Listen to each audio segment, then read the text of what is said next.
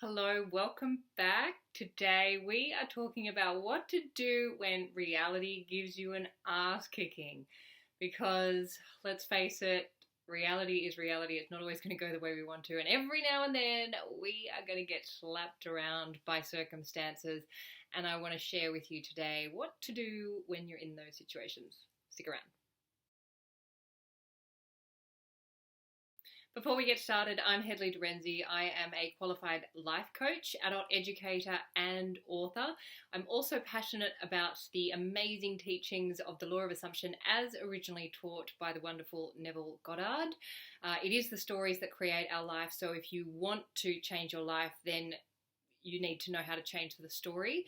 And if you want to create an amazing life for yourself, then it's a good idea to know how to tell amazing stories, and that's why I'm here. I want to tell amazing stories for myself, and I also want to help you to do the same. So I am available for one-on-one coaching and also email coaching. You can find my contact details in the box below. And also, if you'd like to connect with me on the socials, I'm on Instagram and Facebook, and I'll also put those links down in the box below as well. Okay, let's get into it. Okay, so today we are talking about what to do when reality gives you an ass kicking, because when you are doing this work and working with the law of assumption and developing a new relationship with reality, there are going to be days, there are going to be times when reality kind of comes up and bites you in the butt unexpectedly, because what we're doing as we are developing our consciousness and coming into more kind of connection with this idea that consciousness is the one and only reality, and working with changing the old stories to the new stories, there's this kind of expectation that all of a sudden everything is just going to go our way and reality is just going to show up all of these wonderful new stories that we're working on. And certainly to a degree that does happen in terms of building your confidence around creating your reality with the power of your imagination. But the fact is that we all have shit sort of running around in our subconscious, and that is going to get brought up, especially as we start to do this work and we start to change the stories from the old stories to the new stories. They're going to come up, they're going to come out, and it's not always going to be easy.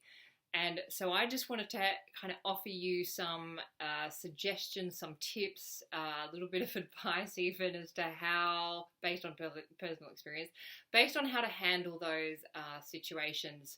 So kind of coming back to what this is all about is imagination creates reality. That's essentially the foundation of the law of assumption as taught by Neville Goddard. And if you listen to any of his lectures or you read any of his books, you will hear that as a mantra. Essentially, this is taken from the Bible, which was originally written to be a psychological drama, a mystical text on how to create reality that got made into a historical text. And so that's Neville's take on it. So he interprets the Bible from a symbolic, mystical perspective. It is fascinating, so I highly recommend that you look up some of his lectures or read some of his books. He's a beautiful man and incredibly wise as well. So essentially, the foundation of these teachings is that it is our imagination that creates our reality, that reality is simply an out-picturing of the stories that we hold in our imagination and persist with over a period of time. And so most of us, as we know, have been taught that in fact reality is real and imagination is imaginary and not real. It could not be further from the truth. We need to flip that on its head, and we need to start paying more attention to our imagination and the stories that are running. Because some of those stories, most of those stories are embedded in our subconscious, and then they get pushed out and reflected back in our reality. We don't always know what the stories we're telling that exist inside us, because they've been there for so long, they're buried deep, they were given to us at childhood from our well-intentioned parents and adults who really didn't know this either. And so it's nobody's fault, but we definitely took on stories that were unfavorable in those early years when our brains were essentially just open sponges and accepting and receptive to everything that was coming our way. And so, yeah, so those stories are very deep, they're very embedded. And so sometimes we don't really know what are the stories that we have running in our subconscious mind that then get projected out and reflected back in our reality. Of course, the beautiful thing now is, now that we know what reality is, which is an outpicturing of our consciousness, which is created in our imaginations, then we can start to look at reality as kind of like feedback, and we can ask the question, okay, what is the quality of my consciousness based on what my reality is revealing to me? So, and we can do this for every area of our lives. So if you want to know what the quality of your consciousness around money is, all you need to do is to look at your reality and what's happening with money in your 3D, your reality. And is it favorable? Is it unfavorable? Could it be improved? Could it not be improved? That will tell you the quality of the consciousness that you're holding about money. Are you in a consciousness of abundance, or are you in a consciousness of lack and not enoughness? So you only have to look at reality to see what is the consciousness, what is the quality of your consciousness in that particular area of life. And what can start to happen as you're working on developing a new story in a certain area of your life is that reality will start to give you some feedback. And then every now and then, back to the point of this video,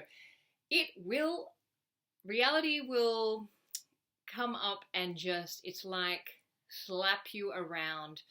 And I had this experience recently, which is why I was inspired to make this video, because I've been working with these teachings for probably seriously the last 6 months, and really every day, very committed to working with this stuff.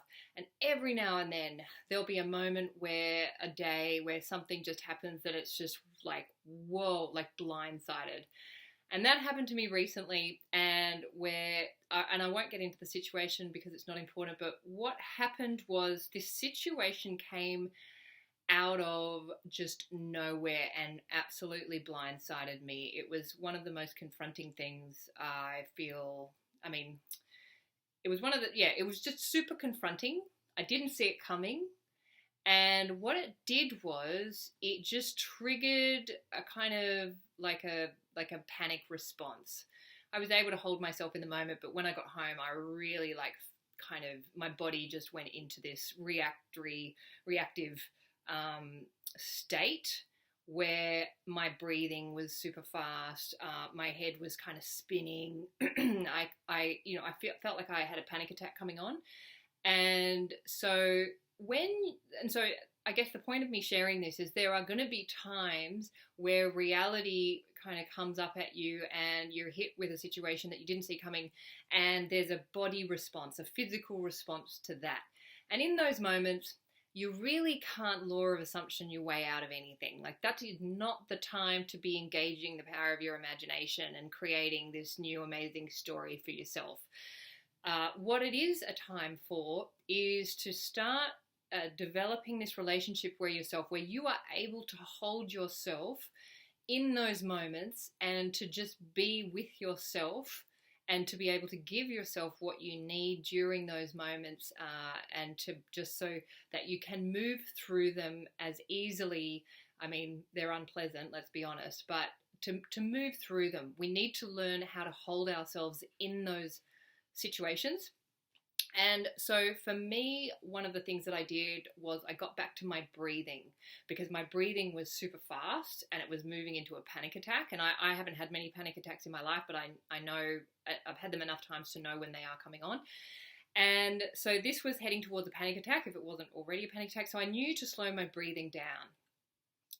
And that was the first thing. And then the other thing that I did was I spoke very gently to myself, and I reoriented myself to this present moment. So I was able to kind of get myself on the ground, feel my body on the ground, get back in touch with my breathing, slowing my breathing down. And then I was able to contact a friend and just to ask for some support during this time, which they certainly did that for me. And this all probably went through a few hours. So this probably took a few hours just to move through all of it. And during that time, there is no law of assumption-y stuff going on, and that's what I wanted to communicate with you through this. Is when reality does come up and bite you on the butt, we don't want to react to reality as best we can, because it's an outpicturing of imagination. It has no power. So reacting to reality is very fruitless. But what we want to do is really hold ourselves in those moments where the body is having a reaction to reality. And that's very real. And we don't want to deny that. We don't want to push that aside. We want to learn how to be with ourselves and be in relationship with ourselves and know how to hold ourselves in those moments, because what that actually does is that builds trust within ourselves. And because really no one to change but self. This is all about us. It's a journey into self and with self.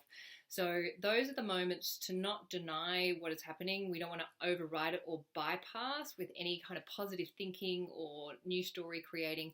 We want to be very honest and real with ourselves that this is what is happening. It's a very unpleasant, it can be very scary, whatever it is, and to know what it is that you need, be able to give that to yourself as best you can, and then know how to reach out for support, and who is the best person, or where is the best resource to resource yourself, let's say. And a wonderful, beautiful friend of mine said that it's during these moments we need to tend and befriend ourselves. And I love that saying, to tend and befriend. So that is not the time to be creating new stories. That is the time to be holding yourself and to be with yourself, and to know that eventually when things do settle and calm down and you're back into a stable and steady state, then you can go back and start to look at, okay, what was my consciousness doing? What's the story that's running that created that the consciousness that then had that reality reflected back? And then you can start maybe doing some revision, rewriting, rescripting, whatever it is. But I just wanted to kind of make this video to let you know that during those times where shit happens and your body is having a reaction to it, that is just not the time to be kind of working with these teachings as such. We want to do that later. We don't want to miss the opportunity to get the gold from these situations, but we just need to learn how to hold ourselves during those really difficult, challenging moments, which are very human and they're very real, and they are going to happen to all of us. And the more, because we're bringing up some of the old stuff, that is then going to get projected back into our realities. So just to be aware that that's going to happen as you move through this amazing, wonderful, rewarding journey. So that's all I wanted to share today. I hope you found this video somewhat useful. And if you would like to subscribe to my channel, there's a little box below. Please feel free to do that and get in touch. My details are below if you'd like any coaching or further support. And that's pretty much it. Thanks for joining me. I'll see you next time.